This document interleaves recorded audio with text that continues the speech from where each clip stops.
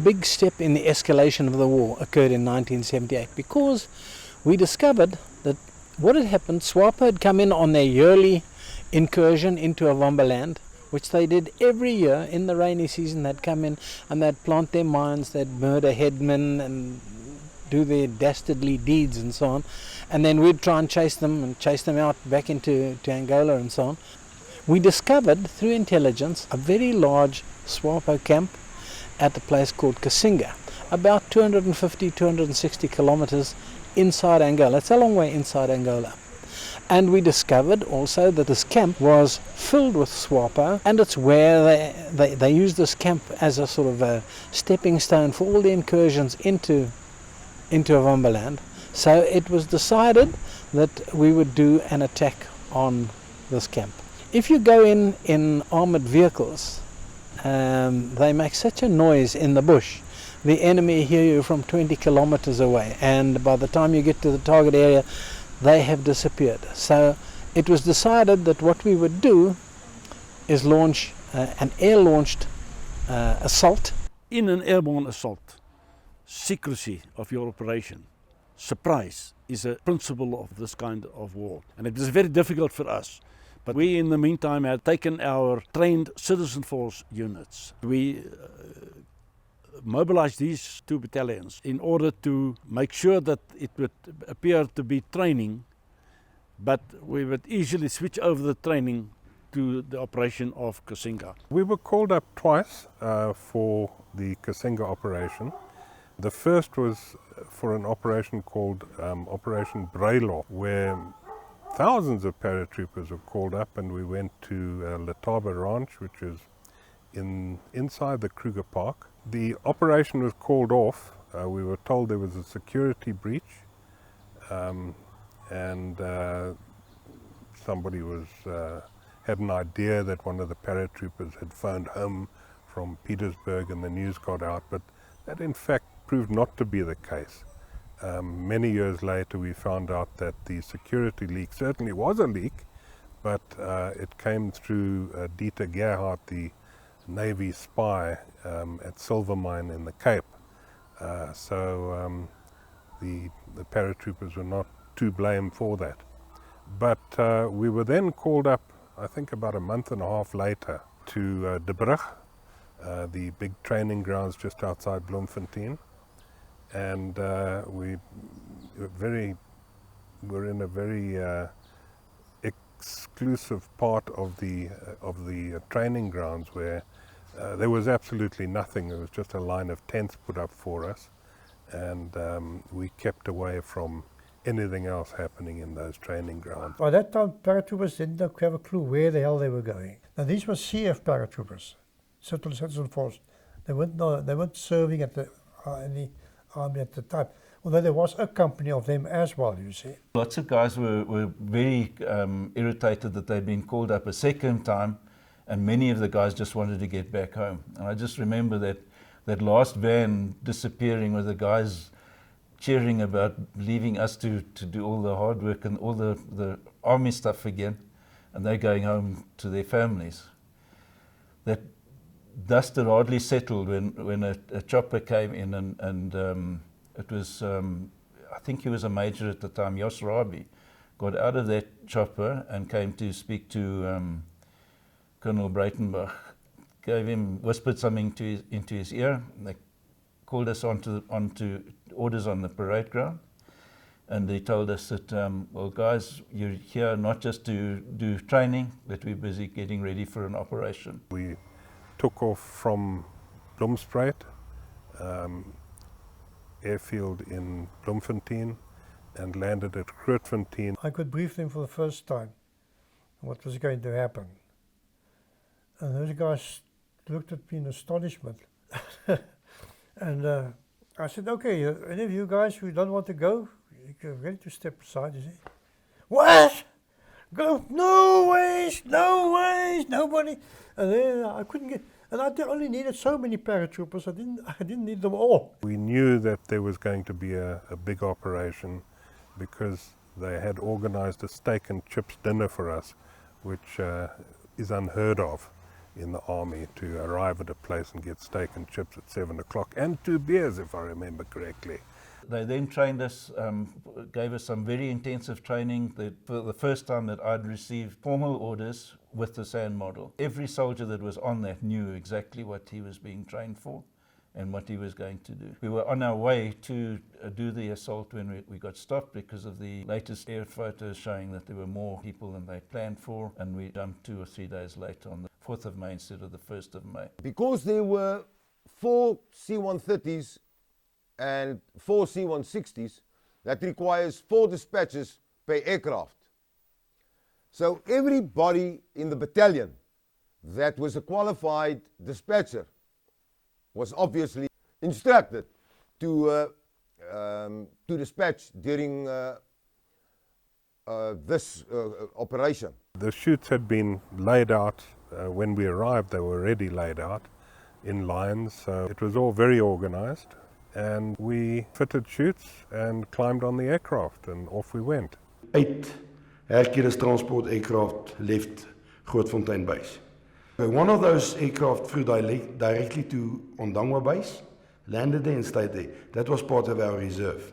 The others flew straight to Cassinga. Intelligence had told us that at 8 o'clock in the morning all the SWAPOs paraded on the parade ground in this little town of Cassinga, and 2 minutes after 8 the air assault would start with 4 Canberras loaded with alpha bombs. Once we crossed the border, we flew at treetop height, which is approximately 50 feet above tree level. Very, very low to avoid radar. We flew past the camp and came back in to drop the attack company from the north to south. 4 Canberras went all the way around to the north, and they came from north to south, coming from the direction of the SWAPOs would be expecting to hear their own aeroplanes coming. And they came in low level over this parade ground, and they dropped their bombs. Each Canberra had 300 alpha bombs. These are little round bombs. These bombs would drop out of the bomb bay from the Canberra. They would hit the ground and they would bounce. And the action of hitting the ground would set the detonation mechanism going. And by the time the bomb got about 6 or 8 meters off the ground, it would explode. So we'd have an airburst explosion. They dropped these anti-personnel bombs, which are supposed to bounce and explode. But of course in soft sand they don't do much bouncing, they just do the exploding. So that's what threw up the huge columns of dust and smoke and that, but didn't do much damage, because when they exploded they were probably half or fully buried in the soft sand of Angola. So the bombing strike, listen, it certainly got their attention. They were then followed by Buccaneers. Buccaneers with heavy bombs, 1,000-pounder bombs. They came in and they dropped a lot of these bombs into the area. As soon as they pulled off the target, so there would be a lot of shock and fright and so on behalf of the people on the ground there. As soon as they pulled off the target, then in would come the C-130s, C-160s. Our whole transport force came in groups of about 3 in different directions, and they dropped paratroopers. What we could see is when we came in and dispatched, you could see the traces coming into the air, you know, and anti-aircraft and things like that bursting up there. Luckily a plane was not hit. Instead of, let's say, 200 meters from the base, the guys were landing 600-700 meters away from the base. Due to the fact that the guys in the Air Force that did the scales on the map had the whole thing wrong. All parachute operations, if you go into history, none of them really actually worked out as it should have done. The amount of equipment that we had with us was a hell of a lot. That's the problem with paratroopers, is you can only do a job with what you can take with you. And anything that you can take with you is, you must carry it. I remember I was so laden down with ammunition. Each bloke carried an extra mortar, you carried 2 drips, I had 240 rounds of R1 ammunition, all traces, because I was section leader. I had Cortex with me, we were really late, I couldn't get up when we got the warning to stand up and hook up. Some people say it's 450 feet, others say it was 600 feet, okay. They were supposed to drop us on the attacking side of the river. And then there were still anti-aircraft guns that were shooting at us. And I surmise they shot at our Flossie, because we were the attacking Flossies. And when they shot at the Flossie deviated, and we were on the wrong side of the river. We also had to go through a river, but it wasn't as big as the river on the western side, where Skillyman lost his life, I believe. One of my other dispatchers, Henry Moran, jumped directly behind him, and he told me, he says, he thinks Skilly was killed in the air. He was shot in the air. He says, because as every paratrooper knows, the first thing you do your drills. Look up, look left, look right, look below you. And he says Skilly was just hanging in his chute and he went straight into the river. I was in one of the last aircraft, and I was right in the back. We were the LMG for our platoon and our section. When I pulled down onto these Pampuna, you pull down on the one side so that I could go onto the one side or the wrong side of the bank. I had rigging lines in my hands. That's the way I was pulling. You usually just got your razor that you pull down. I was pulling down that I had rigging. So that pompoon was virtually at probably about 45 degrees, I don't know. But I landed on the side and the chute went into the river. Where we were, it was quite wide and quite deep and flowing very fast. And we were all heavily laden, so we couldn't really get across there. And then we walked further down, and then we found some stepping stones that could get us across. Because we were so far south of where we should have been, Colonel Breitenbach actually changed the direction of the attack. Instead of from west to east, it became a south to north attack, which threw a bit of a cat amongst the pigeons, because of course we'd all trained for a nice box drop, and this was a very bad parallelogram rather than a box. There were no blue-on-blue incidents where there could very well have been. Our stopper groups firing on us because we were coming from a completely unexpected direction, and of course the bush is very thick there. So you see movement, but you don't know that it's your own people. So luckily the fire control was very well disciplined. The one factor was Techemutet. Techemutet is some distance from Cassinga, and we knew about Cuban tank units in Techemutet.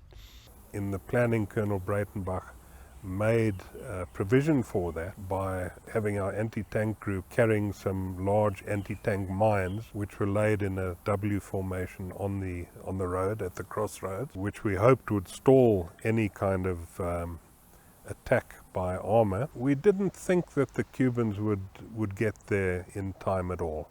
The whole thing was planned to take maybe a couple of hours. However, because of the inaccuracy of the drop, the element of surprise was completely given away. Everything went wrong, okay? Every single thing in that whole operation went wrong. We were 1.5 hours late in the attack, and of course all the people in the camp saw the parachutes. We were only 367 people, paratroopers, attacking a base of up to 5,000 people. Pretty well armed. They had recoilless rifles, they had all sorts of automatic weapons, RPGs, etc. So, and they were very well entrenched.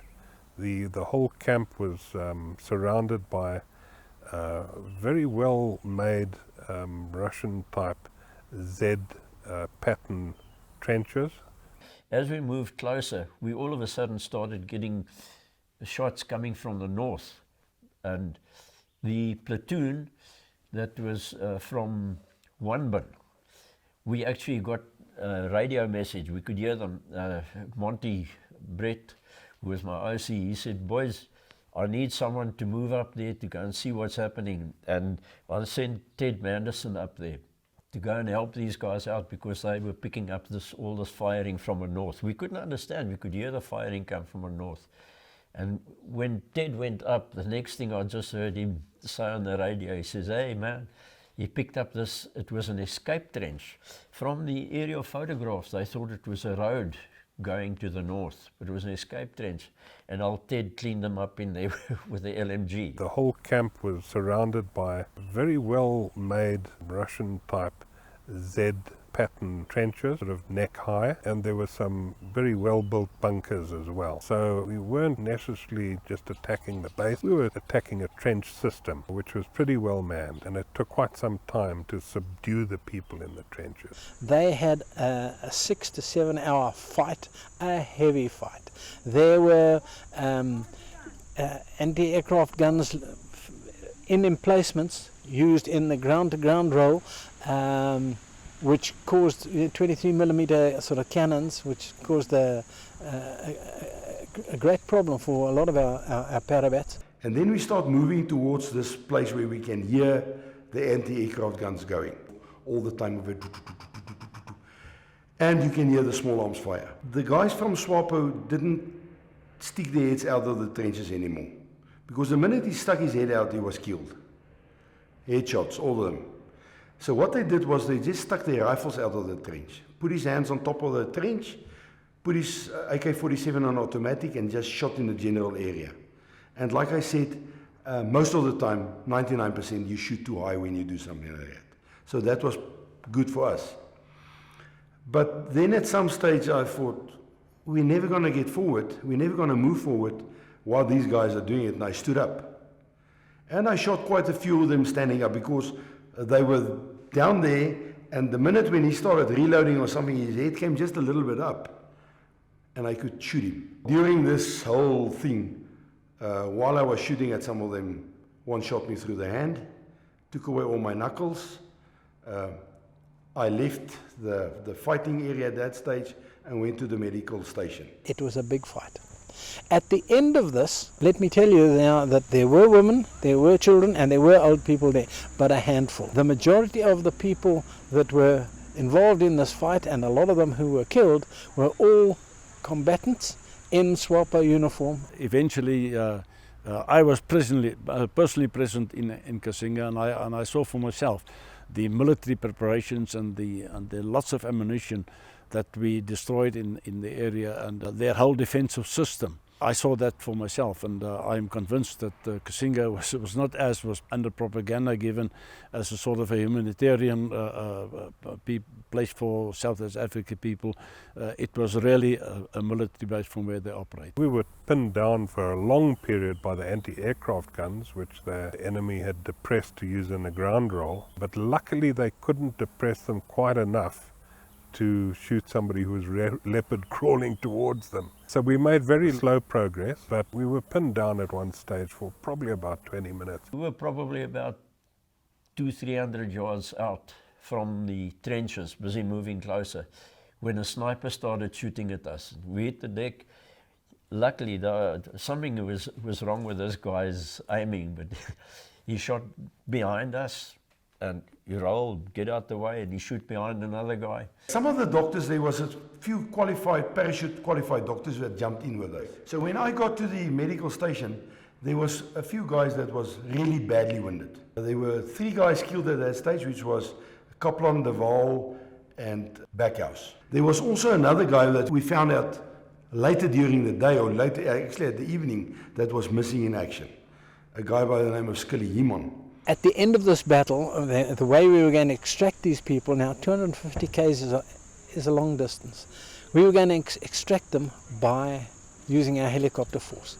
And we'd sent a lot of helicopters, Pumas and Freelons, into a little area just to the east of Cassinga, which we used as what we called a HAG, a Helicopter Administration Gebied. Okay, they'd landed there, and then as the fight finished, the paratroopers all moved this way, and they were supposed to board these helicopters and be brought back to South Africa. Unfortunately, just at the moment critique, the Cubans decided to enter the fray, and they came from Techimatet, from the north, in their armoured vehicles, tanks, armoured cars and so on, and that caused a great concern, because a helicopter is no match for a T-55 tank or T-34 tank or an armoured car, and so things were getting fairly critical there. Waiting for the choppers, and I was sent down myself and 9 guys, Joe Stark, we moved down to the south. As I said, this convoy was coming up, and we could see the convoy coming up, and as the first, there was a tank right at the front, and this tank hit a mine that was planted by our guys. And then the anti-tank boys, they used RPGs as well. And when these guys started hopping off the BTRs, then we started shooting at them.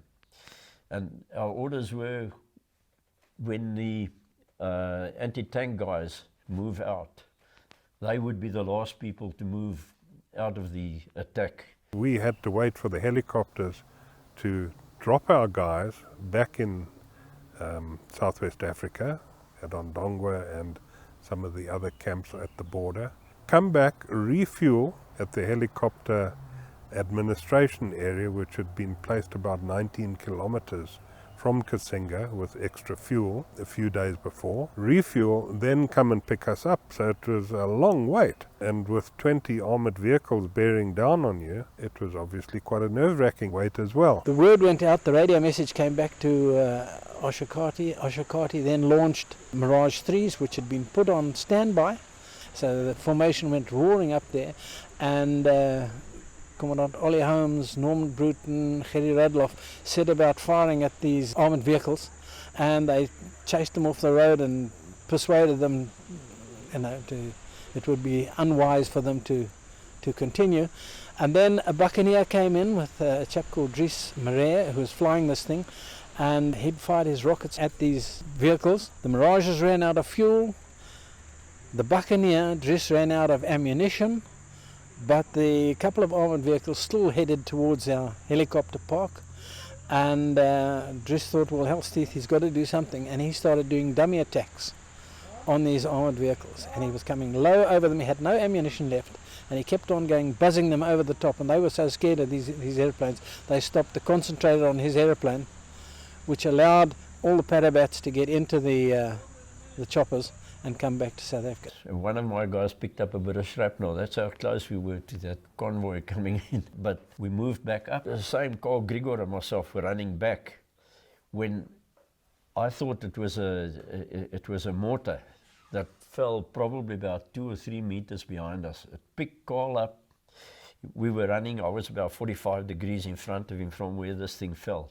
And we found out afterwards it was apparently one of the tanks that took a shot, and they said to us it was probably a SWAPO. But the blast picked him up and threw him past me. I picked him up, I said, "You all right?" And he said, "No, my hearing is gone." He just showed me his ears are gone, and we kept running further. We got to the choppers. The choppers were numbered. I was supposed to get on Alpha Golf. Got there, Alpha Golf was gone. Got into Alpha Kilo. As we got there, I saw there the chopper's going. It's off. Because a certain brigadier decided to change things, the wrong guys got onto the wrong choppers. Brigadier Duplessis that was trying to throw his weight around and trying to get change the rules a little bit. I don't know what the hell he was doing there to start off with. I was in command of the whole thing, and he wasn't supposed to give commands, but he started giving commands. I didn't know it. I knew it afterwards, and I can tell you now, if I knew then what he was doing, I would have arrested him. He was interfering, that bastard. I was on the second last chopper out, and as we took off, I said, "Whoa, a rough day, glad to be out of here," and looked around, and I saw this guy on the ground, waving and shooting, and I said to the bloke behind me, I can't remember what the frequency was now, but I said, "Put it on air to air." And I spoke to the pilot. I said, "Listen, there's a guy on the ground." He says, "You're crazy." I said, "There's a guy on the ground." And it was Pete Manderson. And our pilot said to John Church, he said to him, "Cover me, I'm going down to pick this guy up." And John Church was on the last chopper. They picked up the guys, and they were taking off. Or they did take off, and John Church, he said, "No, you cover me." John went down, he picked these guys up. There were apparently about 5 or 6 of them still on the ground.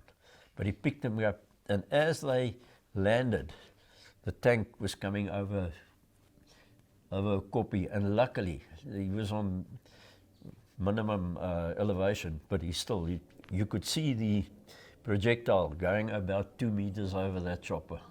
It went over, and they took off. in that split second. It's just a miracle. Everybody got on and pulled out. You know what I mean? So you didn't know who was killed. I know Eddie Backus. I never even knew Scully was gone until we got when they called me and said, "Listen, is your section full?" So I said, "I don't know," because some I think went to different places where they landed. Okay, you know, the helicopters. I know we went to Ondangwa, and you know, then they only started finding out that, you know, Scully was missing.